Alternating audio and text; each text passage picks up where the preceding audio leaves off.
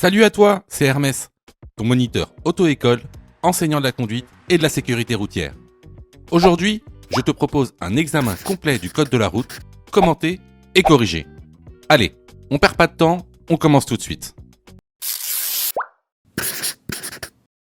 Question numéro 1.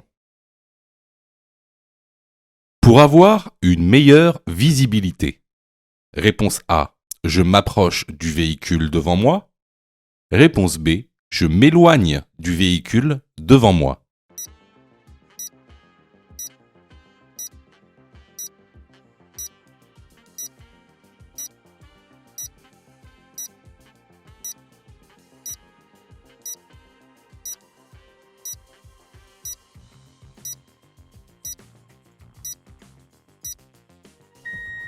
Alors, effectivement, lorsque vous allez avoir par exemple un poids lourd devant vous, vous allez voir que votre visibilité va être très faible. Alors, regarde l'animation. Ici, on est très proche du poids lourd. Notre champ de vision apparaît ici en vert. En rouge, c'est le champ de vision qui est obstrué par le poids lourd. Tu remarqueras que si tu t'éloignes du poids lourd, alors ton champ de vision en vert est plus grand et donc ta visibilité est plus grande et devient meilleure. Donc, pour avoir une meilleure visibilité, je m'éloigne du véhicule devant moi. La bonne réponse est la réponse B. Question numéro 2. Cette molette permet de régler la hauteur des feux. Oui, réponse A. Non, réponse B. Le réglage dépend du chargement du véhicule. Oui, réponse C. Non, réponse D.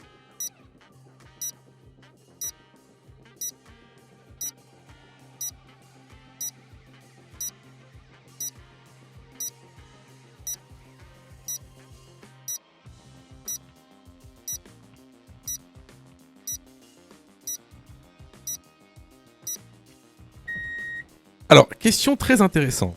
Alors, effectivement, cette molette que tu vois permet effectivement de régler la hauteur des feux. Bon, bah, c'est une molette avec en général 4 crans. Mais parfois, sur certains modèles de voitures, il peut y en avoir 3. Comme tu le vois ici, c'est une molette que tu tournes, d'accord, avec des crans. Et qui se situe en général à côté du volant. Alors là, tu vas me dire, mais pourquoi régler les feux d'un véhicule ? Bah, tout simplement parce que la hauteur de tes feux dépendra du chargement du véhicule. Prenons un petit exemple, et c'est un exemple grossier, hein, et j'ai fait exprès de prendre un exemple grossier pour que vous puissiez comprendre. On prend par exemple un véhicule qui n'est pas chargé.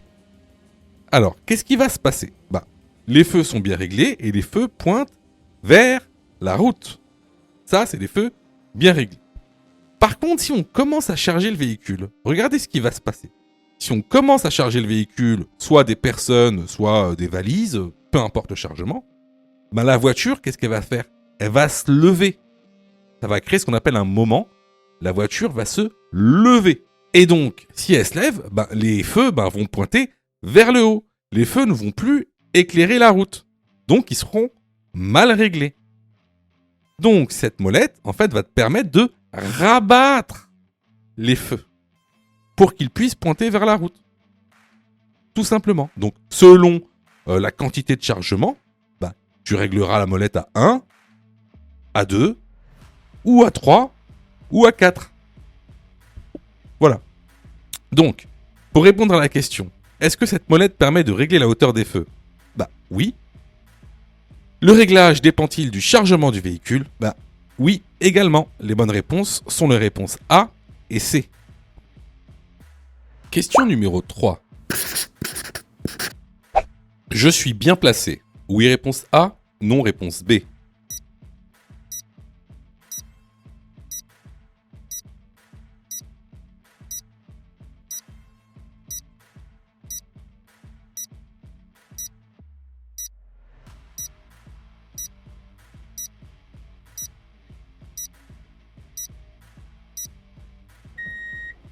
Alors, ici, il faut que tu vois plusieurs choses. Alors, En face de nous, tu vois bien qu'il y a un train qui passe. Hein. On peut reconnaître les feux clignotants, par exemple. Alors, en plus de ça, il y a des véhicules à l'arrêt. À notre droite, on voit une ligne stop. Donc, ici, on est sur une intersection. Donc, il faut que tu saches une chose. C'est que quand la circulation est à l'arrêt, il ne faut jamais, jamais bloquer une intersection, quitte à s'arrêter juste devant l'intersection afin de laisser les voitures passer. Donc ici, est-ce que je suis bien placé ? Bah oui, parce que je suis situé juste avant l'intersection. Les voitures qui sont au stop peuvent tourner à gauche, par exemple. La bonne réponse ici est la réponse A. Question numéro 4.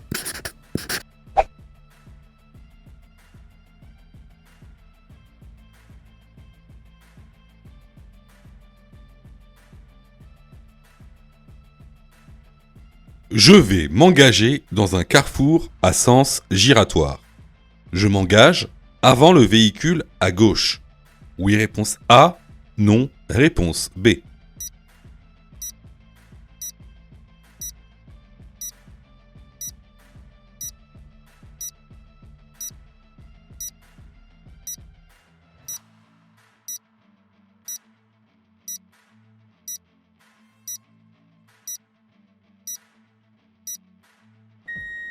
Alors, lorsqu'on s'engage dans un carrefour à sens giratoire, il faut toujours laisser la priorité aux véhicules qui sont dans le carrefour à sens giratoire, c'est-à-dire qui viennent de la gauche. Alors, comment ça se passe concrètement ? Quand on arrive au niveau des traits épais qui délimitent le céder le passage, hein, on fait très attention à ce que dans cette zone du carrefour à sens giratoire, il n'y ait personne afin que je puisse m'engager. Donc, ici, pour en revenir à la question, je vais devoir m'engager après le véhicule à gauche. La bonne réponse est la réponse B.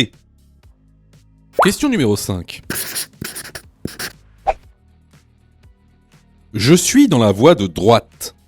Je suis bien placé pour tourner à gauche à l'intersection. Oui, réponse A. Non, réponse B.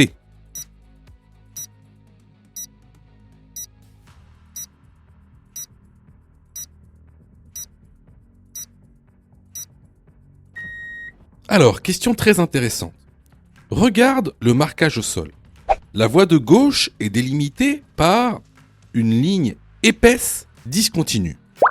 Donc, la voie de gauche est une voie réservée. Tu sais, un peu comme les voies de bus. Sauf que là, regarde, sur cette voie de gauche, il a un marquage au sol qui montre une flèche qui tourne vers la gauche. Donc, c'est une voie réservée aux véhicules qui tournent à gauche. C'est ce qu'on appelle une voie de stockage. Alors, concrètement, c'est quoi une voie de stockage ? Comme tu le vois sur cette animation, cette voie de stockage sera réservée aux personnes qui veulent tourner à gauche. C'est là qu'on va stocker, donc voie de stockage, c'est là qu'on va stocker les véhicules qui veulent tourner à gauche à l'intersection afin de libérer la voie de droite pour aller tout droit. Donc, pour répondre à la question, je suis dans la voie de droite, est-ce que je suis bien placé pour tourner à gauche à l'intersection ? Non. La bonne réponse ici est la réponse B. Question numéro 6. Je m'engage sur une intersection sans signalisation. Réponse A. Je dois céder la priorité au véhicule à ma droite. Réponse B. Le véhicule à ma droite doit me céder la priorité.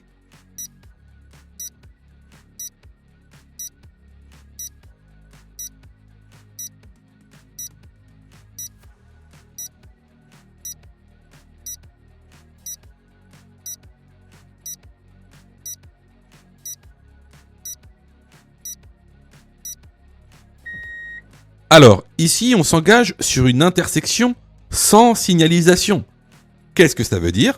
La règle, c'est la priorité à droite.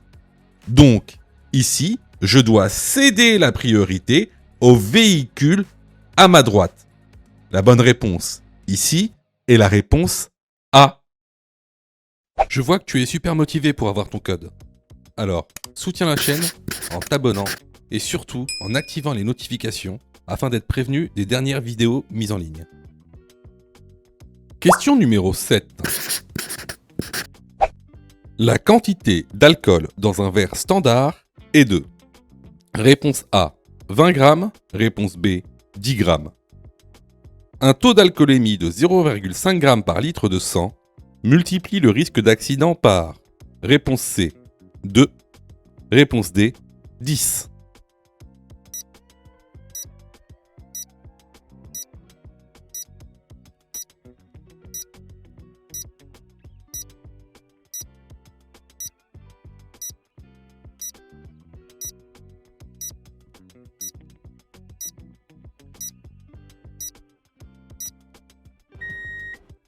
Alors tout d'abord, c'est quoi un verre standard? Un verre standard, c'est l'unité de mesure de l'alcool éthylique dans les débits de boissons, c'est-à-dire dans les restaurants, les bars, les tabacs, les PMU. À savoir qu'en fait, que ce soit un verre de bière, un verre de vin, un verre de digestif, un verre de whisky, peu importe le volume du verre, à l'intérieur, il y aura toujours la même quantité d'alcool, c'est-à-dire 10 grammes d'alcool.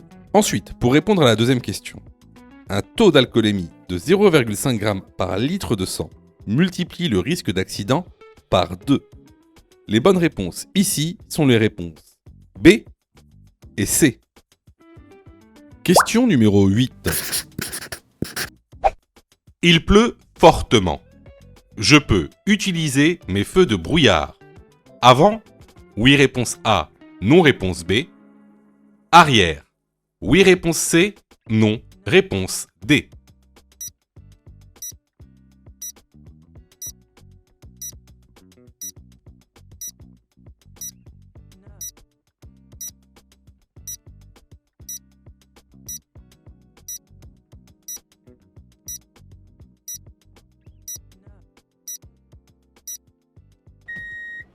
Alors portez votre attention sur cette réponse parce que vous êtes nombreux à ne pas savoir quand utiliser les feux de brouillard. Avant, les feux de brouillard arrière. Alors pour ça, il y a un moyen mnémotechnique. À l'époque, on l'utilisait très souvent dans les auto-écoles quand ils inculquaient des cours de code de la route. Bon, maintenant, c'est plus le cas. Mais c'est un moyen mnémotechnique très connu des moniteurs. Ce que vous allez faire, c'est que vous allez considérer, d'accord, que, vous voyez, que le gâteau BN, vous savez, les gâteaux BN, c'est comme une voiture. D'accord? Vous considérez que c'est une voiture.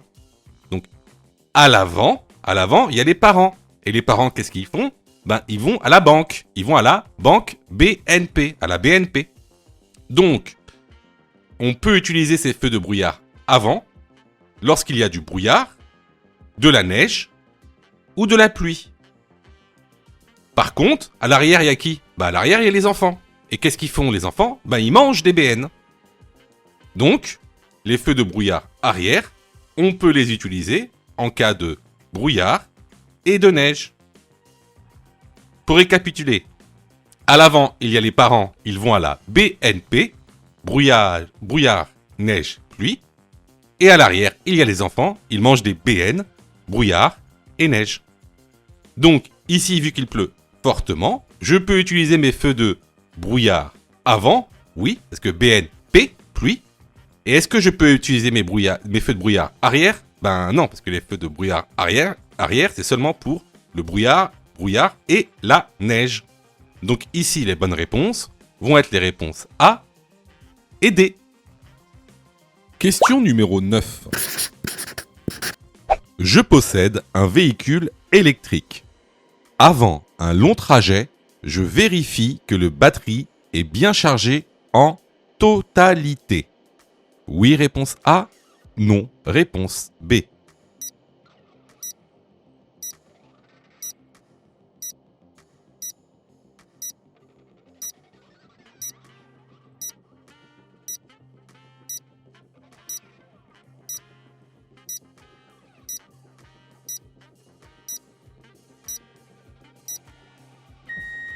Alors, cette question, elle a l'air un peu idiote, un peu stupide. Pas du tout. Alors, déjà, premièrement, c'est une question qui est souvent posée à l'examen du code de la route. Il y a de grandes chances que cette question vous sera posée à l'examen. En plus de ça, pourquoi cette question ?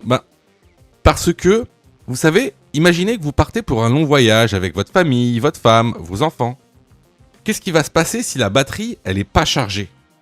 Tout de suite, vous allez devenir anxieux. Vous allez vous dire, il faut vite que je recharge la batterie, il faut que je trouve un point de recharge, ma femme est énervée, les enfants font du bruit. Tout ça, ça va créer un environnement anxiogène, d'accord ?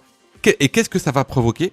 Ça va provoquer que vous ne serez pas concentré sur l'activité de conduite. N'oubliez pas que quand vous prenez la voiture, vous devez être concentré sur votre conduite. Il ne faut pas que vous pensiez à autre chose ou que vous soyez dans un état anxiogène. Donc, avant de partir pour un long trajet, on prépare son trajet, on charge sa batterie complètement et également, qu'est-ce qu'on fait ? On prévoit les points pour, les stations électriques qui seront sur le trajet. Donc, ici, avant un long trajet, je vérifie que la batterie est bien chargée. La bonne réponse est la réponse A. Question numéro 10. De jour, les motos sont dans l'obligation de rouler avec les feux. Réponse A, de croisement. Réponse B, de route. Réponse C, de position.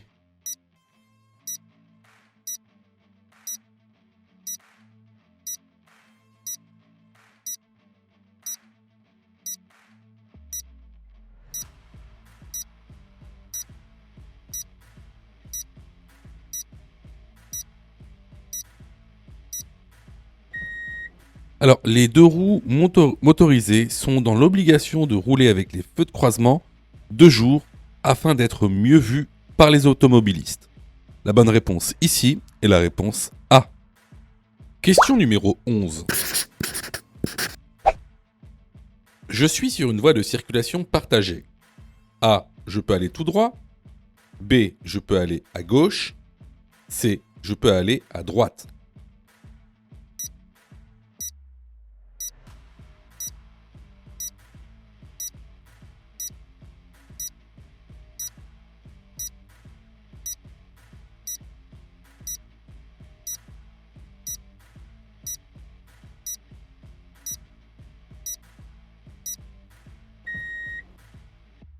Alors, une zone de circulation partagée, c'est justement une zone où, ici par exemple, les tramways peuvent circuler avec les véhicules motorisés.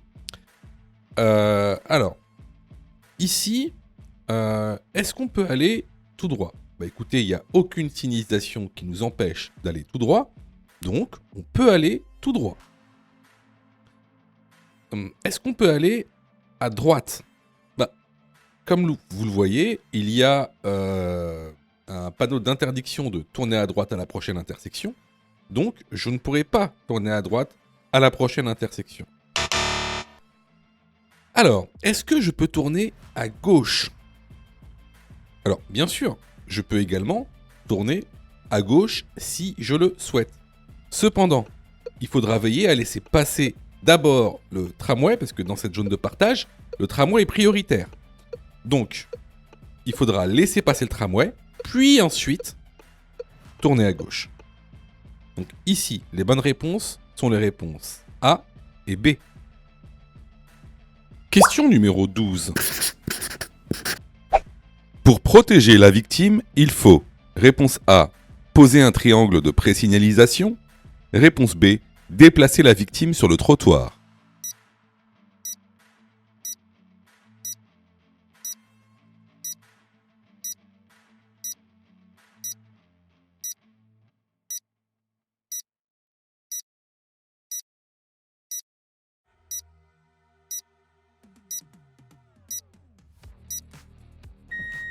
Alors, n'oubliez pas, lorsque vous êtes témoin ou protagoniste d'un accident, il y a une procédure à suivre qu'on appelle le PA et qui nous dit comment intervenir.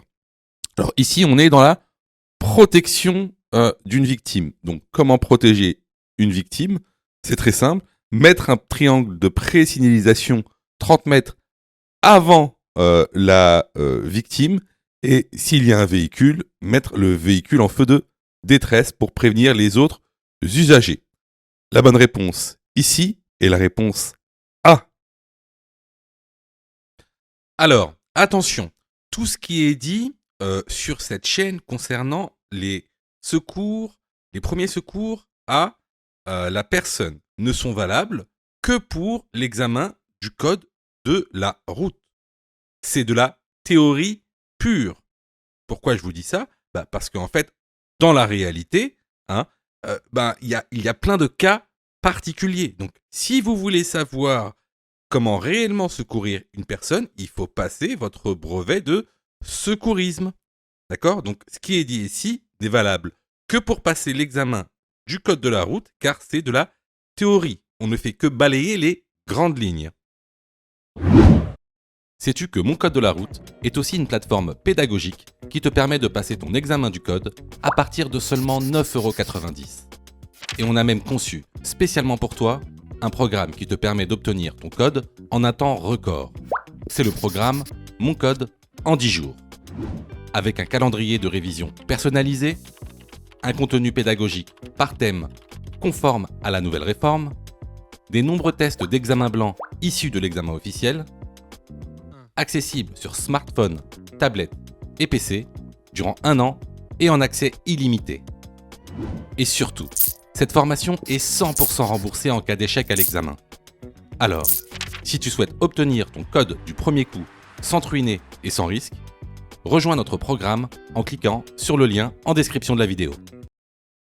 Pour ça, tu as juste à cliquer sur le lien en description et à choisir ta formule. Question numéro 13. Dans cette situation, réponse A, j'accélère.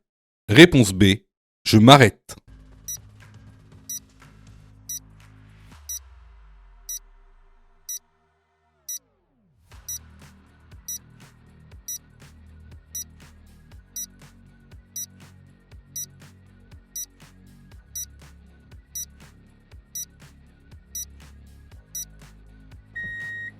Alors ici, on est devant un passage piéton qui n'est pas régi par une signalisation lumineuse. Et on a un piéton qui va traverser ce passage piéton. Donc, dans ce cas-là, on s'arrête.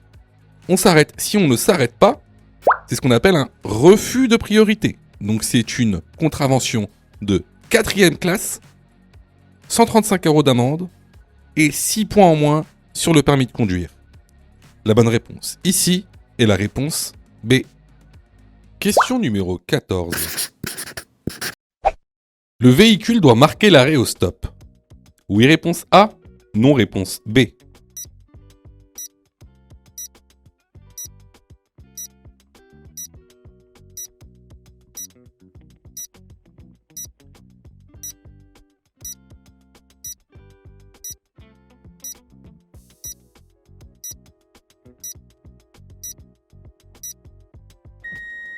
Alors ici on est dans une intersection où on voit en face de nous donc un véhicule qui a passé le stop et à sa droite un policier avec les bras écartés de profil. Alors ce qu'il faut savoir c'est que là le policier il est en train de réguler la circulation dans cette intersection. Lorsque c'est un agent de police qui régule la circulation, alors il remplace la signalisation. C'est-à-dire qu'il remplace les feux et les marquages au sol. Donc, il faut savoir que les agents de police, lorsqu'ils régulent la circulation, ils utilisent des signes. Alors, ils utilisent plusieurs signes, mais ils en utilisent 2 plus particulièrement. Alors, c'est les bras écartés vus de face et de dos, qui signifient l'arrêt obligatoire, et les bras écartés vus de profil, qui signifie une autorisation de passer. Comme c'est le cas ici, dans cette situation. Donc, ici, le véhicule ne doit pas marquer l'arrêt au stop car le policier lui fait signe de passer. Donc la bonne réponse ici est la réponse B. Question numéro 15.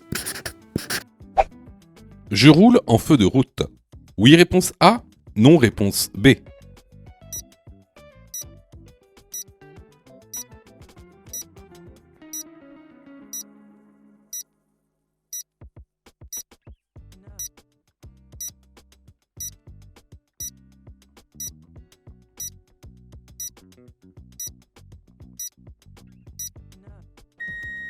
Alors, vous savez qu'on utilise les feux de route principalement la nuit, sur route non éclairée ou agglomération non éclairée. Alors ici, effectivement, on roule sur une route non éclairée. On voit que les lampadaires sont quasiment pas allumés. Ils éclairent pas.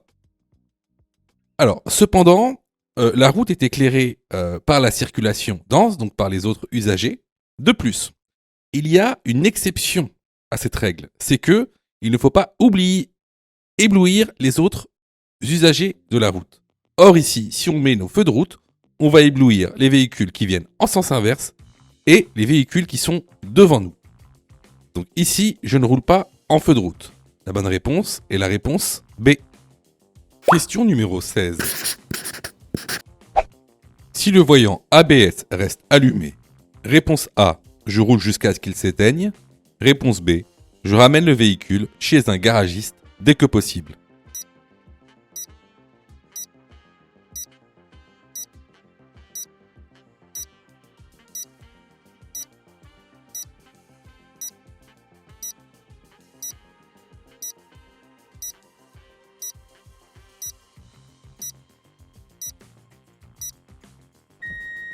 Alors, je vous déconseille de jouer avec l'ABS parce que en fait, c'est le système qui vous permet de garder votre trajectoire lors des freinages d'urgence.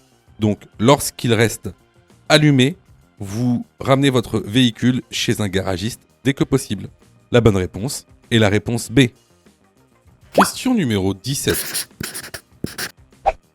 Le temps de réaction dépend. Réponse A, de l'état du conducteur. Réponse B, de l'état de la chaussée.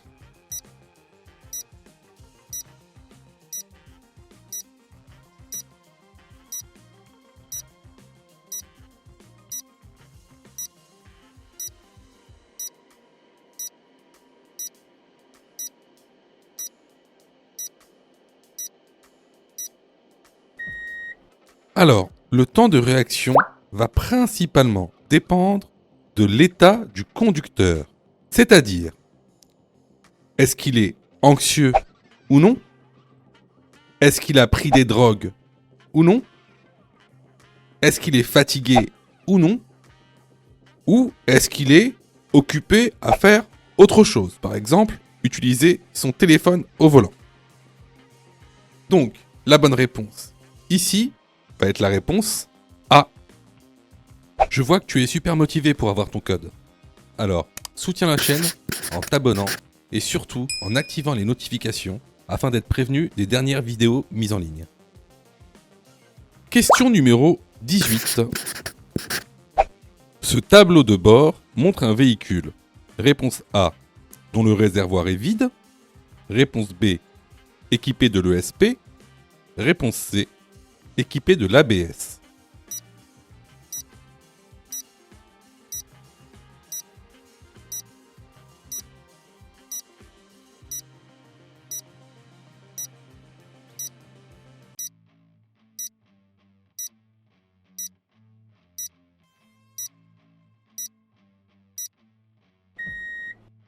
Alors, déjà, première chose, on peut voir que le tableau de bord montre un véhicule dont le réservoir est plein, comme tu peux le voir. Quasiment plein, en tout cas. Le tableau de bord montre aussi que ce véhicule est équipé de l'ABS et qu'il est équipé de l'ESP. Les bonnes réponses ici sont nos réponses B et C. Question numéro 19. La fatigue allonge le temps de réaction. Oui, réponse A, non, réponse B.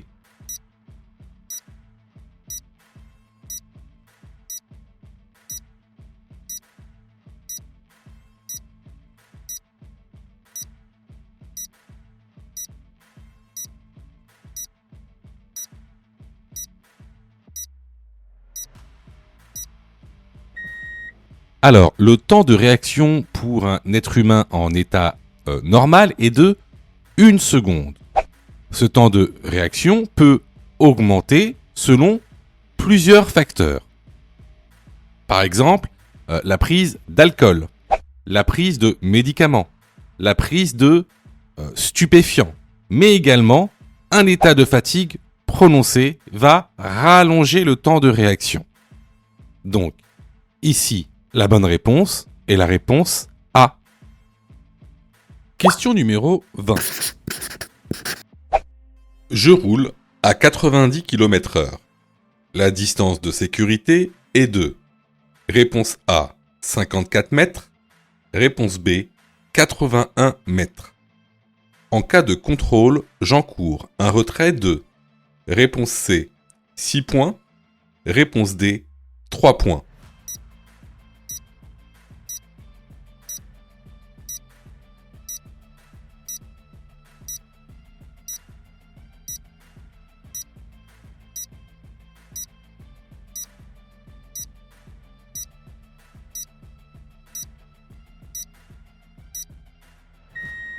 Alors, n'oubliez pas, c'est une notion qu'on a vue plusieurs fois, que ce soit dans la formation ou même les vidéos YouTube.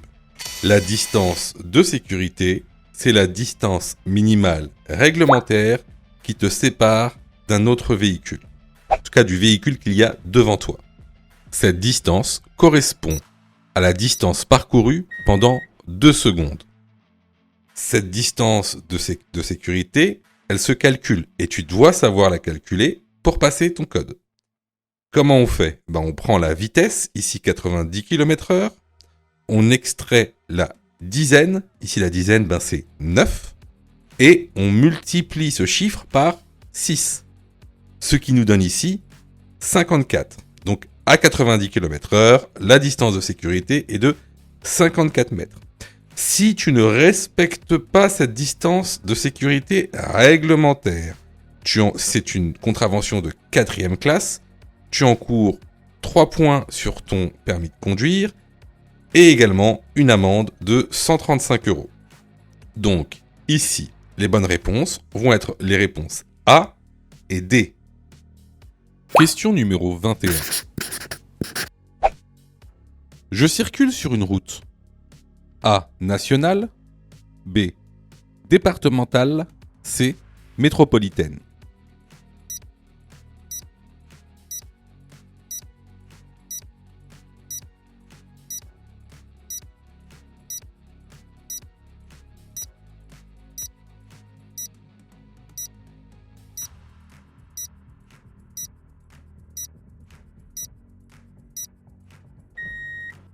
Alors encore une fois, ça c'est des questions purement de cours. Au-dessus des panneaux de direction, vous avez des cartouches. Donc vous avez par exemple des cartouches qui ont des lettres et des couleurs différentes. Par exemple, ici, vous voyez A10, ça c'est pour le réseau autoroutier.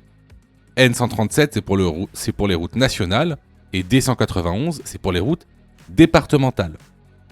Alors nous ici, au-dessus du panneau donc de direction, on a le M. M, ça veut dire route métropolitaine. Donc la bonne réponse, c'est la réponse C. Question numéro 22.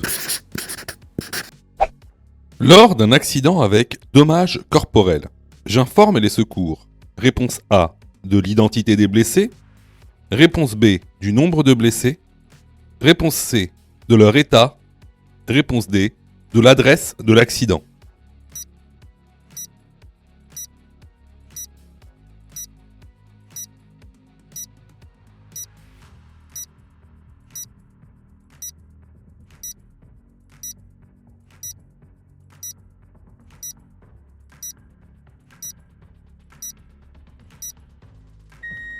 Alors, lorsque vous alertez les secours, il va falloir faire ce qu'on appelle un pré-diagnostic. Alors, on ne vous demande pas d'être médecin, on vous demande 2 choses. La première chose, c'est d'informer les secours sur le lieu exact de l'accident. La deuxième chose, c'est d'informer les secours sur l'état des blessés. Alors, qu'est-ce que ça veut dire que donner l'adresse d'un accident? C'est être le plus précis possible. Si l'accident a lieu en ville, alors là c'est très simple, vous leur donnez l'adresse exacte. Il y a des plaques de rue qui donnent le nom de la rue et vous regardez les numéros qu'il y a sur les maisons ou les appartements. Alors, plus compliqué si vous êtes sur route ou autoroute. Là, ce qu'il va falloir leur donner pour avoir une localisation la plus précise possible, c'est les indications qu'il y a sur la borne kilométrique. Vous vous souvenez? On a vu ça très souvent, notamment dans la formation. Il y a des bornes kilométriques sur les routes et les autoroutes. Il faut seulement que vous lisiez cette borne kilométrique. Également, il faut aussi donner le sens de la route dans lequel vous êtes. Ensuite, concernant l'état des blessés, on va vous demander des choses très simples. Déjà, le nombre de blessés. Ensuite, leur état de conscience, s'ils sont conscients ou inconscients. Leur état respiratoire, s'ils respirent ou non. Et également, s'ils ont des hémorragies externes. Ici, j'informe les secours A de l'identité des blessés. Non, ça c'est totalement impertinent comme information. Du nombre de blessés, très pertinent comme information, de leur état et également de l'adresse de l'accident. Les bonnes réponses ici sont les réponses B, C et D. Alors, attention, tout ce qui est dit sur cette chaîne concernant les secours, les premiers secours à la personne ne sont valables que pour l'examen du code de la route. C'est de la théorie pure. Pourquoi je vous dis ça? Parce qu'en fait, dans la réalité, il y a plein de cas particuliers. Donc, si vous voulez savoir comment réellement secourir une personne, il faut passer votre brevet de secourisme. D'accord? Donc, ce qui est dit ici n'est valable que pour passer l'examen du code de la route, car c'est de la théorie. On ne fait que balayer les grandes lignes. Question numéro 23. Pour stationner en pente, il est préférable A. D'enclencher la première vitesse, B. De garder les roues droites, C. De tirer fortement le frein à main.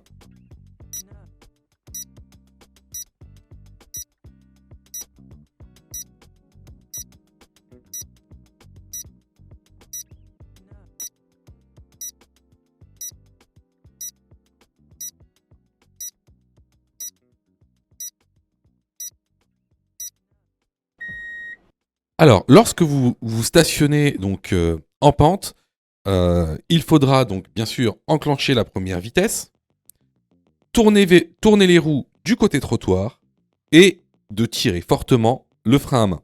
Les bonnes réponses ici sont les réponses A et C. Si tu aimes le contenu, alors prends quelques secondes pour liker la vidéo. C'est très important. Cela nous permet d'être mieux référencés et donc de te présenter encore plus de vidéos pour que tu puisses obtenir ton code le plus rapidement possible. Question numéro 24. L'utilisation du téléphone au volant multiplie par 3 le risque d'accident. Oui, réponse A, non, réponse B. Constitue une infraction. Oui, réponse C, non, réponse D.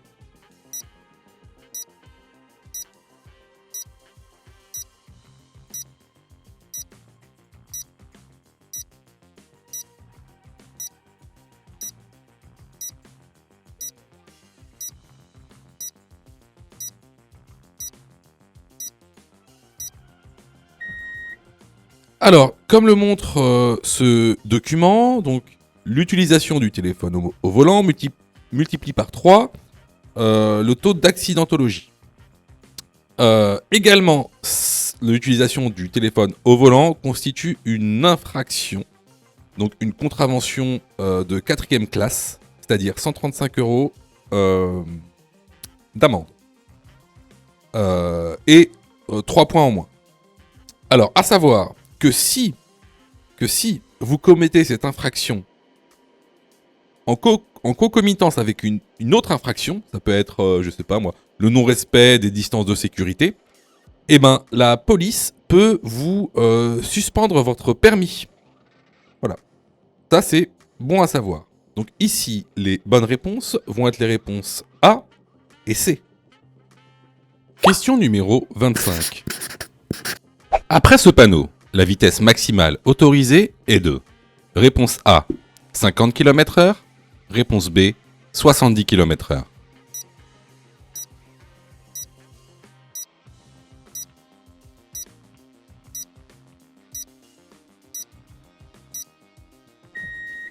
Alors, ce panneau est un panneau d'entrée d'agglomération. Ce panneau d'entrée d'agglomération signifie deux choses. La première est que la vitesse maximale autorisée est de 50 km/h. La deuxième chose est qu'il est interdit de klaxonner. La bonne réponse ici est la réponse A. Question numéro 26. Quels sont les moyens de déplacement non polluants? Réponse A, le vélo. Réponse B, la trottinette. Réponse C, la voiture.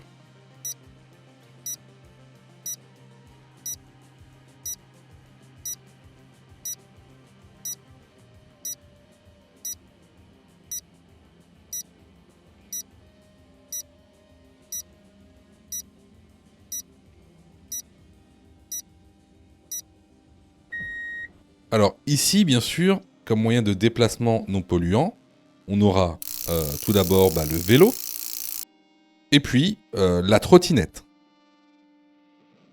Bien sûr, la voiture ne sera pas un moyen de déplacement non polluant car il émet du CO2. Les bonnes réponses ici sont les réponses A et B. Question numéro 27. Je cède le passage au véhicule de droite. Oui, réponse A, non, réponse B.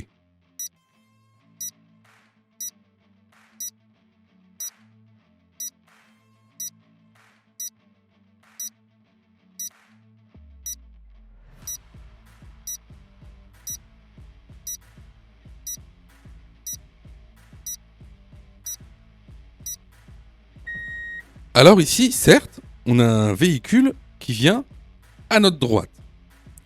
Cependant, regardez bien, il sort d'une voie privée. D'ailleurs, on voit bien les maisons, c'est une voie privée.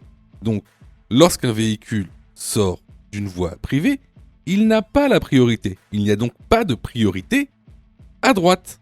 Ici, en fait, c'est pas une intersection. C'est un véhicule qui sort d'une voie privée. Pas de priorité à droite, donc je ne cède pas le passage. La bonne réponse ici est la réponse B. Question numéro 28. Entre le début d'un indice, ici le feu orange, et le début du freinage, il s'écoule. Réponse A, 1 seconde. Réponse B, 2 secondes.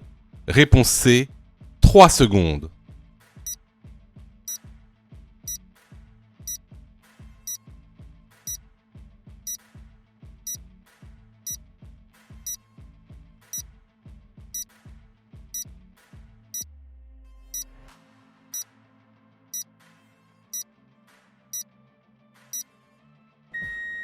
Alors, cette question, elle est super importante car elle est très souvent posée lors des examens officiels du code de la route. Alors, tendez bien l'oreille parce que c'est important. Cette question, elle va introduire une notion très importante qui est celle du temps de réaction. Alors, déjà, c'est quoi le temps de réaction? Le temps de réaction, c'est le temps qu'il va me falloir entre le moment où je perçois avec mes yeux un danger, par exemple ici le feu orange, et le moment où je vais agir, par exemple ici freiner. Ce temps de réaction est de 1 seconde pour une personne normale, c'est-à-dire dans des conditions normales. Qu'est-ce qui va se passer exactement durant ce temps de réaction? Comme on l'a dit, tout d'abord, on va percevoir le danger. Ensuite, on va analyser le danger. Ensuite, on va prendre une décision. Et enfin, on va agir. Par exemple ici, freiner. C'est ce qu'on appelle le PADA. P-A-D-A. C'est un moyen mnémotechnique pour s'en souvenir. De plus, bon à savoir, durant ce temps de réaction, on va parcourir une certaine distance, qu'on appelle la distance parcourue pendant le temps de réaction. Donc ici, la bonne réponse est la réponse A. Question numéro 29. Les véhicules électriques permettent, réponse A, de diminuer la pollution, réponse B, de diminuer les nuisances sonores, réponse C, de diminuer les embouteillages.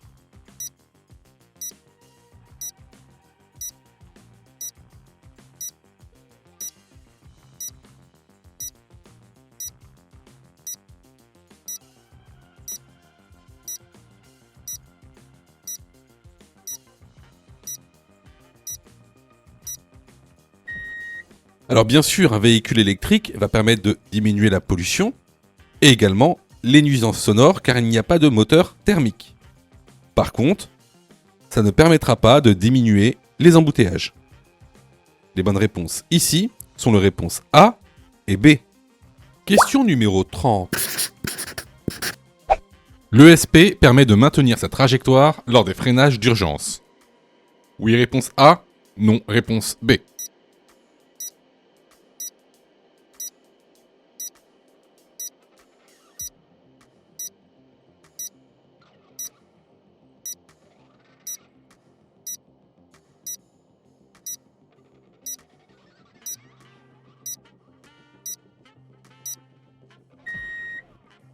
Alors, ce qui me permet de maintenir sa trajectoire lors des freinages d'urgence, c'est ce qu'on appelle l'ABS. Ça n'a rien à voir avec l'ESP. Alors, c'est quoi l'ESP ? En général, c'est, vous voyez, c'est un petit pictogramme comme ça, avec une petite voiture qui dérape. Ça veut dire quoi, déjà ? Ça veut dire Electronic Stability Program. C'est un système électronique, donc automatique, pour stabiliser le véhicule. Donc, l'ESP, lui, permet de maintenir sa trajectoire lorsque on a une perte de contrôle de la trajectoire, notamment quand on patine, voilà, quand on fait du patinage. Donc ici, la bonne réponse est la réponse B. Question numéro 31. La zone d'incertitude des enfants est la même que celle des adultes. Oui, réponse A. Non, réponse B.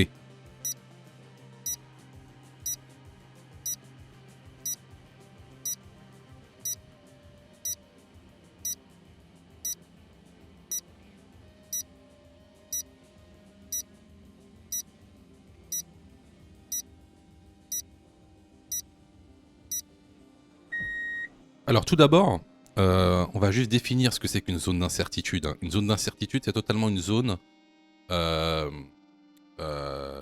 dans laquelle est définie la probabilité de présence d'un usager.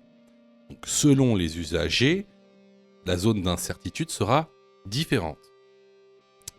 Par exemple, vous voyez un chien en numéro 4. Vous voyez qu'un chien, il aura une probabilité de présence très grande. Vous voyez, c'est un grand cercle. Alors qu'un individu âgé, le numéro 2, il aura une probabilité de présence très faible. Un petit ovale. Un enfant, au numéro 1, qui joue avec un ballon, il aura aussi une probabilité de présence, une zone d'incertitude très grande. Donc voilà. Bien sûr, les différents usagers auront une zone d'incertitude différente. En général, celle d'un enfant est largement plus grande que celle d'un adulte ou d'un individu âgé. La bonne réponse est donc la réponse B. Question numéro 32. Le véhicule à droite s'insère inopinément sur ma voie. Réponse A, je klaxonne. Réponse B, je ralentis.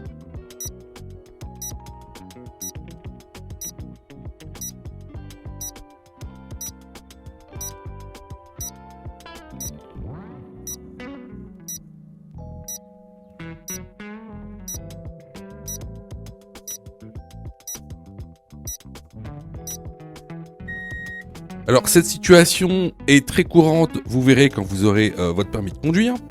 Donc des véhicules qui s'insèrent inopinément sur une voie. Dans ce cas-là, klaxonner n'aura aucune utilité. De plus, regardez bien sur la vitre arrière de ce véhicule, on a un A. Donc c'est un apprenti conducteur. Donc ce qu'on fait, c'est qu'on ralentit et on le laisse s'insérer sur la voie. La bonne réponse ici est la réponse B. Alors, vous voyez, il y a beaucoup de gens, en fait, je sais, je sais que vous vous êtes trompés. Enfin, beaucoup d'entre vous se sont trompés. Je sais que vous passez beaucoup de temps à réviser votre code. Je le sais. Sûrement que même vous avez une application gratuite. Mais vous savez, les applications gratuites, si c'est gratuit, ne pensez pas que vous allez avoir de la qualité. D'accord ? Ne pensez pas ça. C'est pas pour rien qu'il y a 40% de taux d'échec. Quasiment la moitié des gens qui regardent cette vidéo vont rater leur code. Pas parce qu'ils n'ont pas travaillé, pas parce qu'ils sont nuls, parce que vous avez été mal formés. C'est pour ça que nous, on vous propose donc une plateforme de formation 100% dédiée au code de la route, réalisée par des professionnels, avec une méthodologie adéquate qui vous permettra d'avoir votre code de la route rapidement. En plus de ça, vraiment ça coûte pas cher. Vous pouvez commencer à vous former pour 9,90 €. Ça c'est la formule la plus basse. Sinon, vous pouvez même choisir la formule Mon code en 10 jours. Et avec cette formule, vous êtes 100% remboursé si vous ratez votre code. Simplement en envoyant la preuve de votre échec. Donc voilà, moi un petit conseil que je vous donne, surtout si vous êtes trompé à cette question, allez dans la plateforme, formez-vous correctement, vous allez voir, ça va bien se passer. Pour ça, tu as juste à cliquer sur le lien en description et à choisir ta formule. Question numéro 33. Je peux rouler. Réponse A, en feu de position. Réponse B, en feu de croisement. Réponse C, en feu de route.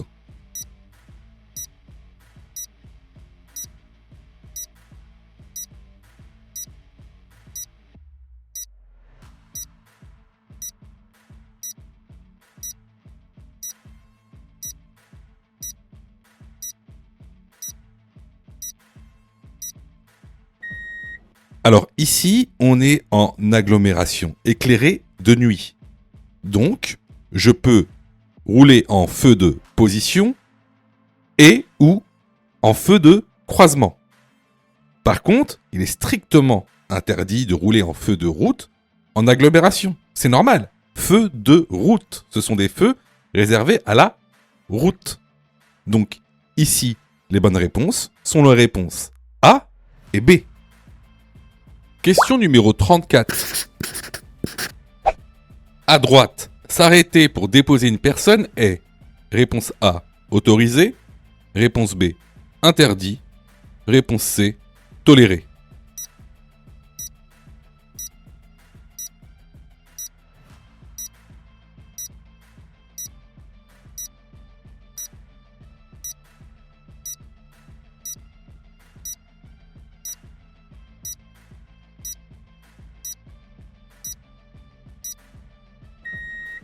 Alors, il est strictement interdit de s'arrêter et de stationner sur un arrêt de bus ou même sur une voie de bus tout simplement.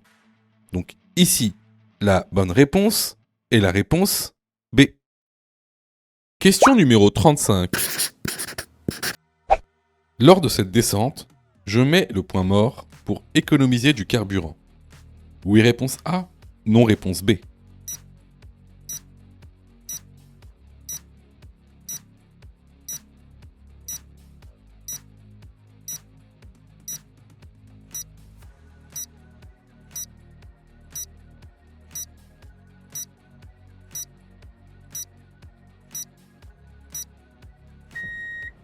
Alors bien sûr, tu seras souvent tenté de te mettre en point mort lors des descentes pour pouvoir économiser du carburant.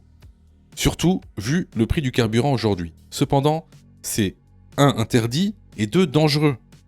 Parce que quand tu es au point mort, tu n'as plus aucun contrôle sur la voiture en termes de puissance.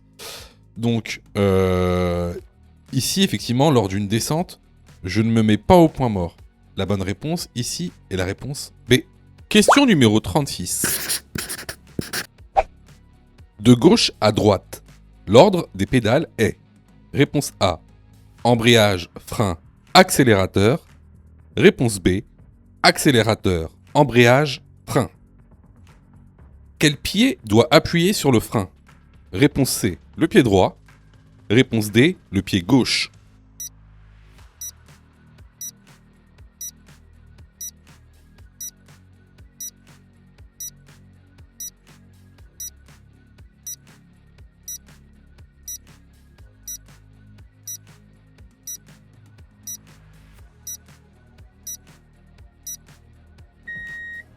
Alors, de gauche à droite, on a tout d'abord, tout à gauche, l'embrayage. Ensuite, au milieu, on a le frein. Et à droite, on a l'accélérateur. Quel pied doit appuyer sur le frein? C'est le pied droit qui doit appuyer sur le frein. Les bonnes réponses ici sont les réponses A et C. Question numéro 37. Je conduis un véhicule automatique. Pour quitter le véhicule, je place le sélectionneur sur réponse A, S. Réponse B, D. Réponse C, P. Réponse D, N.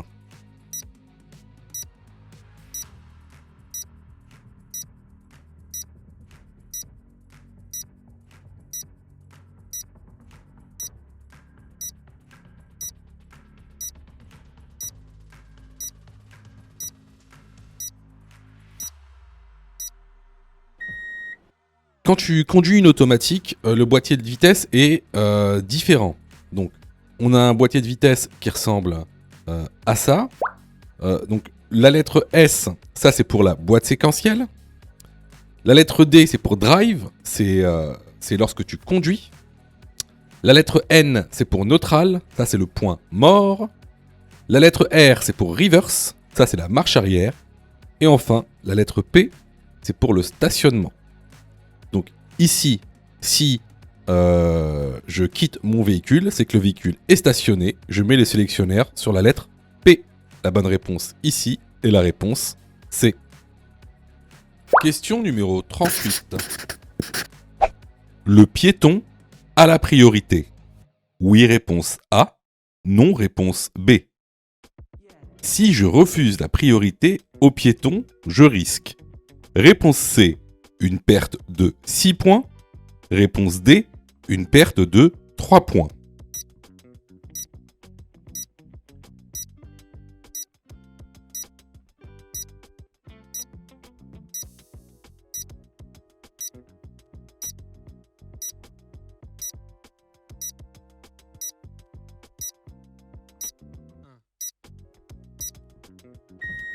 Alors, sache que tu es dans l'obligation de céder la priorité au piéton à un passage piéton. Le cas contraire, ça, c'est ce qu'on appelle un refus de priorité piéton. Et c'est sanctionné par une contravention de 4e classe, une perte de 6 points sur le permis de conduire et 135 € d'amende. Les bonnes réponses ici sont les réponses A et C. Alors là, c'était vraiment une question de cours qu'on voit régulièrement dans l'information.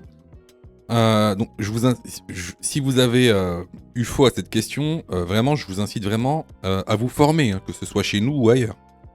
Alors, je reçois plusieurs messages de votre part, d'ailleurs, je vous en remercie. Alors, vous me posez souvent 2 questions. Alors, la première, c'est quand est-ce que je suis prêt pour passer mon code ? Et la deuxième, c'est est-ce que je dois suivre la formation ? Alors, tout d'abord, on va répondre à la première question. Quand est-ce que tu es prêt pour passer ton code ? C'est très simple.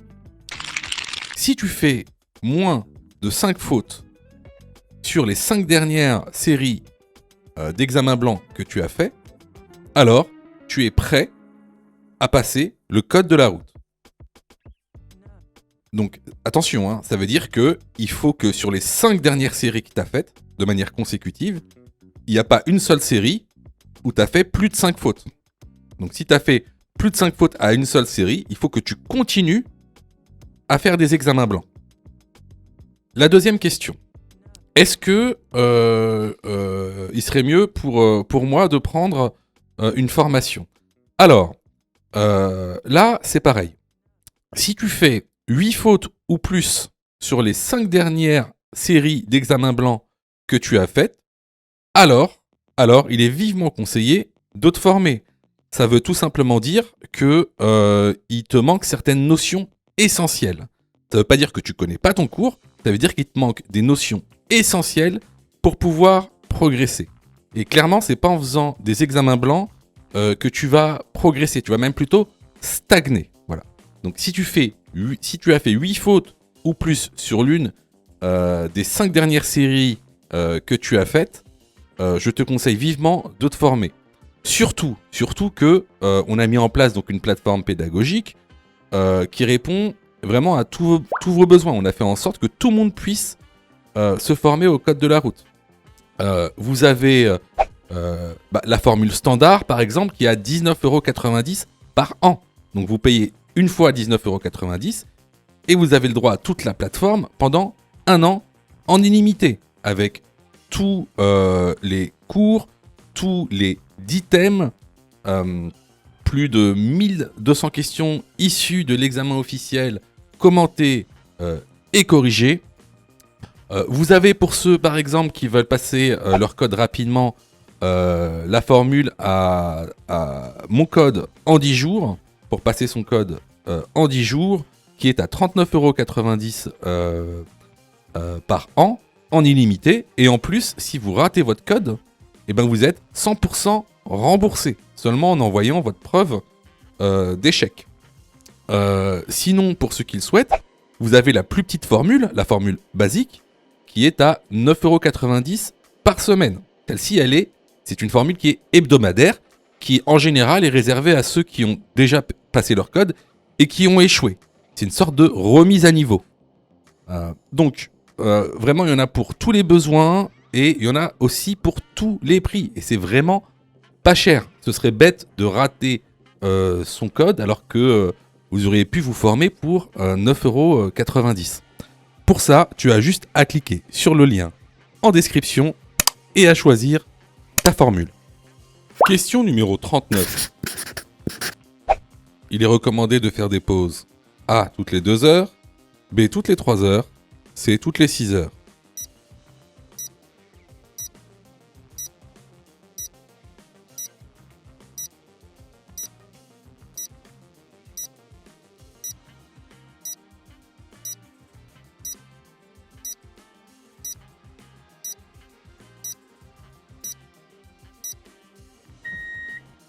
C'est bien connu, sur la route, il est recommandé de faire une pause de 15 minutes environ, toutes les 2 heures. La bonne réponse est la réponse A. Question numéro 40. Sur cette route, la vitesse est limitée à 80 km/h, réponse A. 90 km/h, réponse B. 110 km/h, réponse C. 130 km/h, réponse D.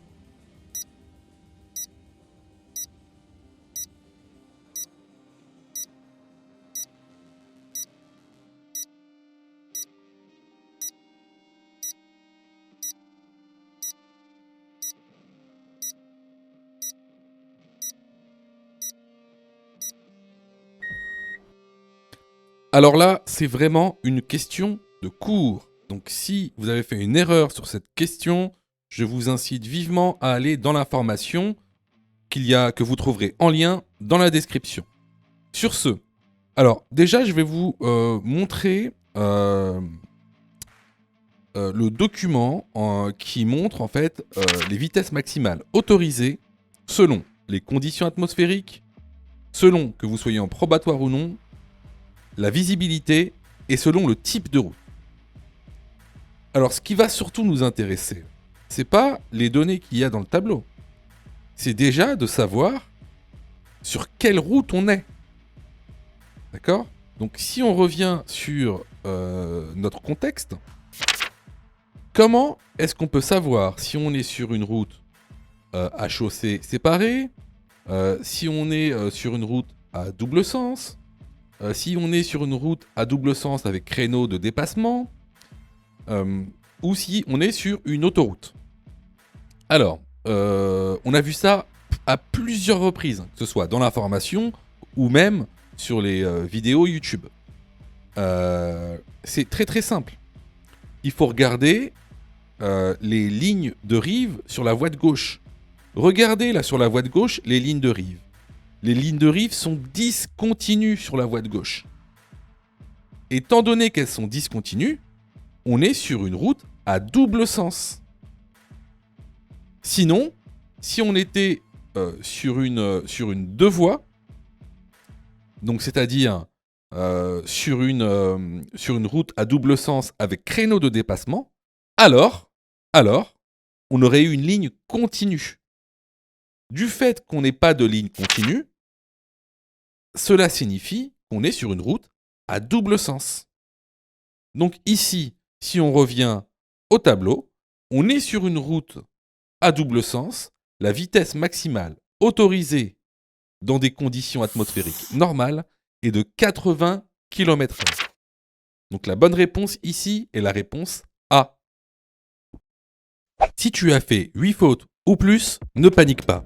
Rejoins-nous sur notre plateforme pédagogique en ligne en cliquant sur le lien en description de la vidéo.